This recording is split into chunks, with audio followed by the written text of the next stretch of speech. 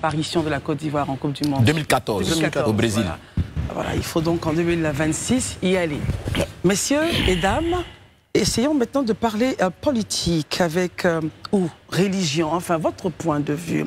Les évêques catholiques ont appelé à une élection apaisée et inclusive en Côte d'Ivoire. On rappelle que l'élection présidentielle se tiendra en Côte d'Ivoire en octobre 2025.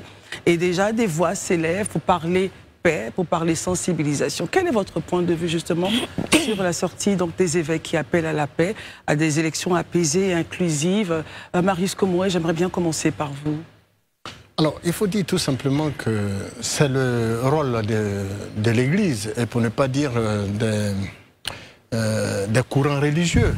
Vous avez l'Église qui s'habitue très souvent depuis quelques années au niveau national à faire ce genre de déclaration au niveau de son instance même de décision par excellence. Seulement que là où nous nous interrogeons, c'est lorsque l'Église appelle donc à une élection inclusive. Pourquoi est-ce que vous interrogez justement? Oui, mais écoutez, dans tous les États du monde, sauf ce que la Côte d'Ivoire a connu et qui a engendré une rébellion, qui a dû donc amener les acteurs politiques à aller donc de consensus en consensus, d'échanges, de discussions, de table ronde à table ronde, pour naturellement trouver la meilleure alchimie pour pouvoir naturellement organiser l'élection qui s'est finalement tenue en 2010. Mais dans le cas d'espèce, nous sommes totalement loin d'une telle situation. Et donc demander une élection inclusive signifierait que tout le monde pourrait être donc candidat. Or, dans une élection, on sait tous en tant qu'intellectuels que tout le monde, bien que nous soyons tous ivoiriens, mais nous ne sommes pas appelés à être tous candidats. Et bien évidemment, pour ceux qui naturellement, dans la candidature, violent la loi, nos lois, eh bien, il serait difficile d'être candidat pour ceux qui ont perdu, par exemple, leurs droits civiques. C'est en cela que souvent, sur ce plateau, nous en avons appelé donc à la magnanimité du chef de l'État sur ces questions-là. Juste pour conserver la notion de paix, la notion donc d'unité nationale et sauver j'allais dire la cohésion sociale. Et je pense que la déclaration de l'Église va dans ce sens. L'objectif que vise l'Église, c'est nous éviter la violence. L'objectif de cet appel de l'Église vise justement à consolider les acquis. Et je pense qu'à la matière, tous nos hommes religieux de haut rang, y compris le COSIM, et nous sommes convaincus qu'avec justement la fête de fin de célébration du mois des pénitences qui profile à l'horizon dès la semaine, avant la fin de cette semaine, et nous sommes convaincus que certainement le COSIM fera une adresse à nos politiques et plus particulièrement au gouvernement dans ce sens. Parce que le rôle de l'Église, c'est d'aider les gouvernants, puisque l'Église ne peut pas être hors de l'État. L'Église fonctionne au sein de l'État et est partie intégrante de l'État. Il est donc tout à fait indiqué que l'Église, tout comme les musulmans, les animistes, les pentecôtistes et autres, puissent s'exprimer sur la question politique en vue d'en appeler au sens de responsabilité de nos leaders, au sens de responsabilité de nos gouvernants pour consolider nos acquis et nous éviter les violences électorales en octobre 2025. Merci beaucoup, Marius Komoué. Élisée Boloube, quelle est votre analyse sur les propos tenus par les évêques qui appellent à une élection apaisée et inclusive en Côte d'Ivoire? Ok, d'accord. Moi, je note déjà que c'est de coutume, hein, surtout pour la conférence épiscopale, de prendre la parole sur les questions d'ordre politique en Côte d'Ivoire et de donner sa position généralement sur ces questions-là. On l'a remarqué depuis, en tout cas, plusieurs années, mais ça a été beaucoup plus... je vais dire perceptible à partir des années 2010 jusqu'à 2020, et puis on a vu aussi 2000, à chaque fois en tout cas qu'on a une année électorale, ils ont souvent eu des sorties de cette manière-là. Moi je note juste que on ne peut pas dire que l'Église est hors de la société, c'est normal, ils vivent à la société avec nous, donc ils vivent au quotidien ce que nous vivons. Mais là où j'ai un souci et j'ai un véritable problème pour moi, je dis que l'univers politique, pour moi c'est un univers où on peut aller dans l'adversité, où on peut ne pas être d'accord, où on peut s'opposer les uns les autres sur des questions d'idéologie et autres. Mais pour moi, j'estime que la religion s'élève au-dessus de tout ça. C'est-à-dire? Pour moi, la religion doit même pas s'exprimer sur ces choses-là en public. Pour moi, ça c'est mon point de vue. L'Église n'aurait pas dû faire une déclaration là-dessus sur une élection apaisée et inclusive, non? Non, c'est pas, je ne dis pas forcément qu'elle ne devait pas faire une déclaration en tant que telle. Mais je me dis que le rôle de l'Église, en fait, pas de l'Église, mais de la religion. Moi, je veux qu'on élève le débat. Voilà, qu'on laisse la question d'Église, qu'on ne regarde pas juste l'Église, mais la religion de façon générale. La religion, c'est quoi? La religion, c'est là où les uns et les autres viennent exprimer leur foi. C'est ce fait-là qui consolide, je dis que la société, quand on n'a plus d'éléments sur lesquels on peut s'accrocher. Donc, pour moi, justement, là, pour preuve qu'on soit d'un parti politique ou d'un autre parti politique, on peut se retrouver dans la même religion.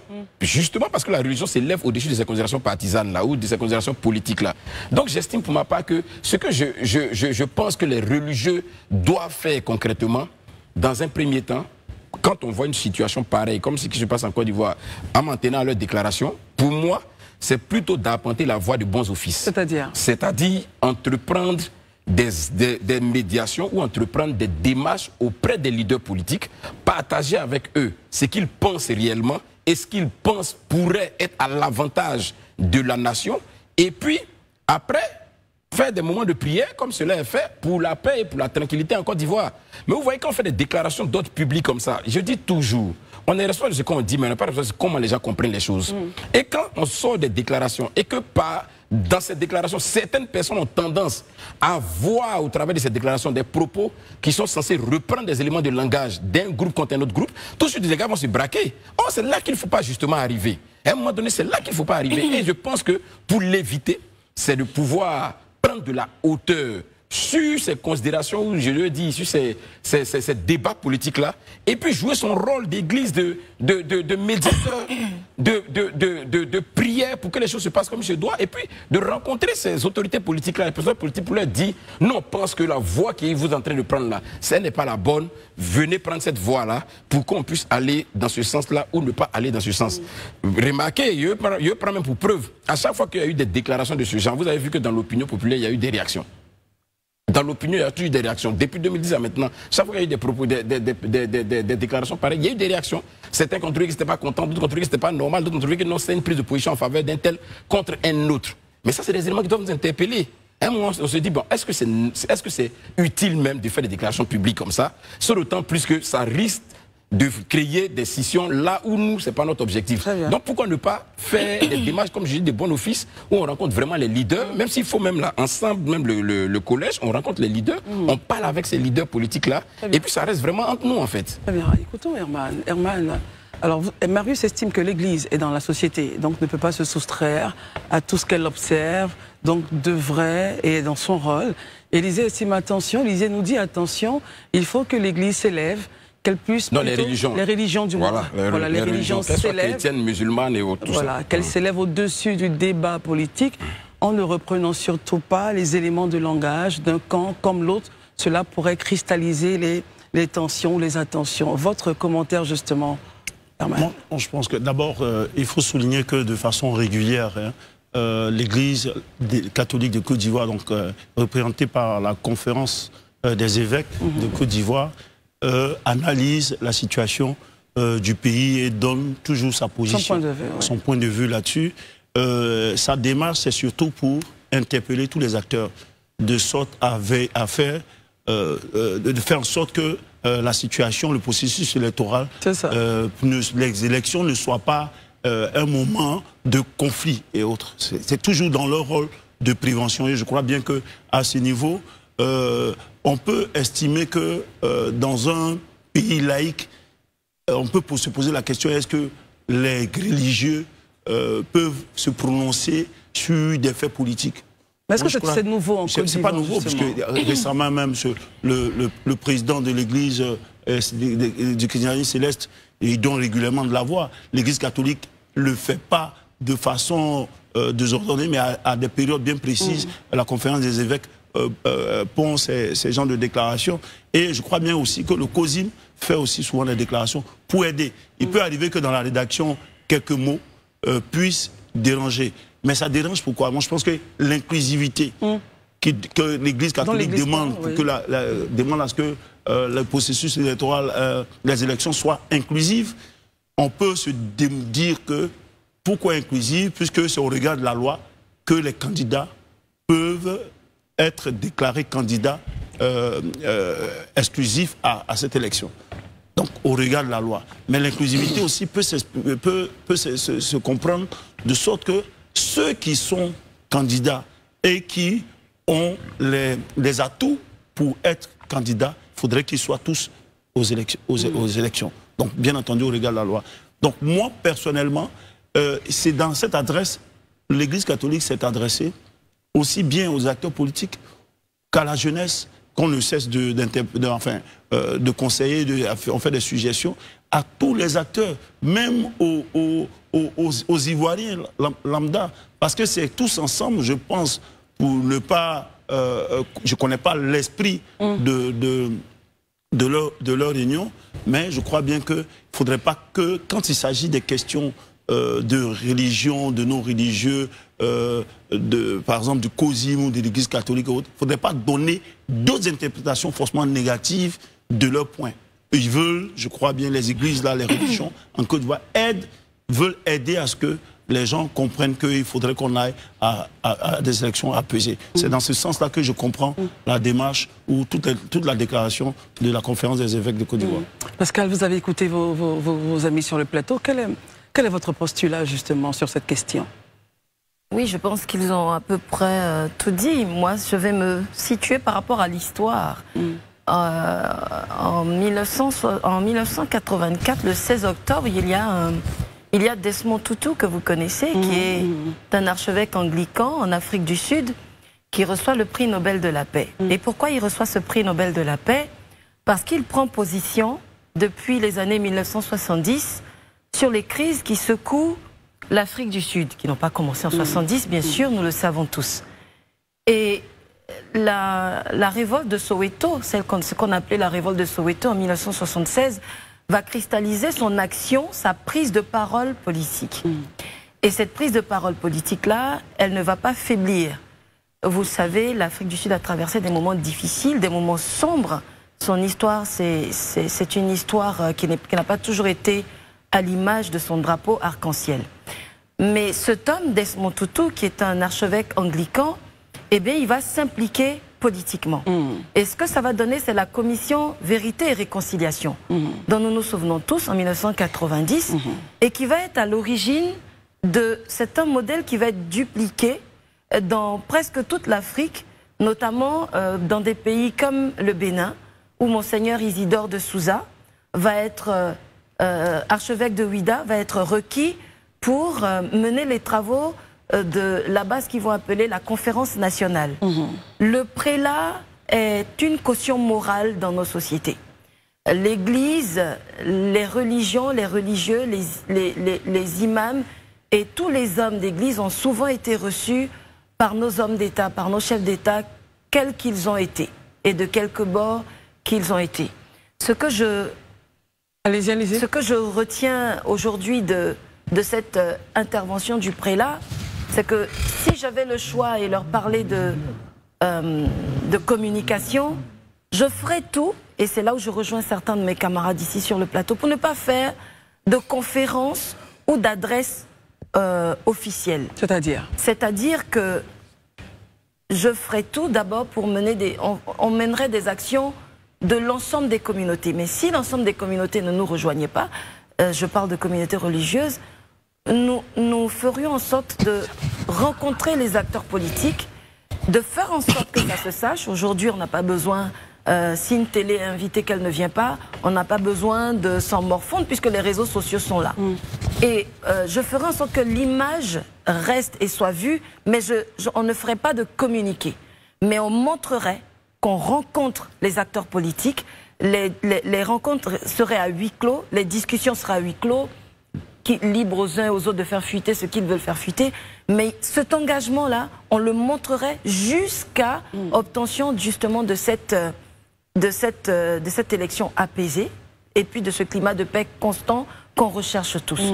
Mais je n'irai pas jusqu'à la communication officielle. Mais cependant, je ferai en sorte, si je devais m'impliquer dans la vie politique, ce qui est normal, mais vraiment c'est normal, eh bien, de faire en sorte que ça se sache, que nous faisons des rencontres, que nous avons des sessions avec les hommes politiques, que nous les encourageons, que nous leur disons ce que nous pensons, mais à huis clos, et qu'au sortir de ces rencontres-là, nous sommes visibles, nous sommes vus, nous ne faisons pas de commentaires, mais nous montrons que nous agissons.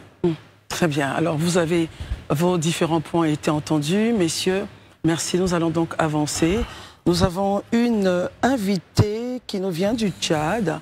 Elle se nomme Nicole Ndoubayo. Elle est entrepreneur. Fait partie du Wouzou. On vient d'écouter cette vidéo de Live TV. En réalité, c'est pas, mais Marius Komoué est en train de nous décevoir de plus en plus. Parce que même s'ils ne le disent pas directement, ce qu'il veut dire dans cette vidéo, c'est que tout le monde ne peut pas être inclusif, tout le monde ne peut pas participer aux élections présidentielles. Ça, c'est la vérité. Mais tenu ce genre de propos, c'est un peu trouver des arguments au gouvernement actuel. Parce qu'on sait que tout le monde ne peut pas participer aux élections. Ça, c'est pas une information. Mais pourquoi le dire? Pourquoi le dire? Le dire pour justifier le fait qu'on est en train d'exclure aujourd'hui le président Laurent Gbagbo, qu'on est en train d'exclure aujourd'hui Charles Blé Goudé et qu'on est en train d'exclure aujourd'hui Soro Guillaume. Vous ne pouvez pas venir encourager de tels actes avec de tels propos. Il faut pouvoir dire des termes. Le président Laurent Gbagbo respecte les lois. Il faut qu'on vous le dise. Ce monsieur était à la CPI et il a été jugé là-bas. Il ne peut plus venir ici et être arrêté pour quoi que ce soit concernant la crise de l'élection de 2010. Il ne peut pas être arrêté pour ça. Et si quelqu'un devrait condamner le président Laurent Gbagbo, bah c'est bien la BCEAO qui devait poursuivre le président Laurent Gbagbo. On dit oui, la BCEAO a été braquée, et pas une seule. Mais ceux qui ont cassé les BCEAO de Mans, par exemple, on connaît où ils sont. Ceux qui ont volé l'argent des BCEAO, on sait où les trouver. Donc, ce n'est pas dans le camp du président Laurent Gbagbo que vous allez venir faire vos attaques. Et ceux qui sont sur les chaînes de télévision, vous savez ce que vous faites également.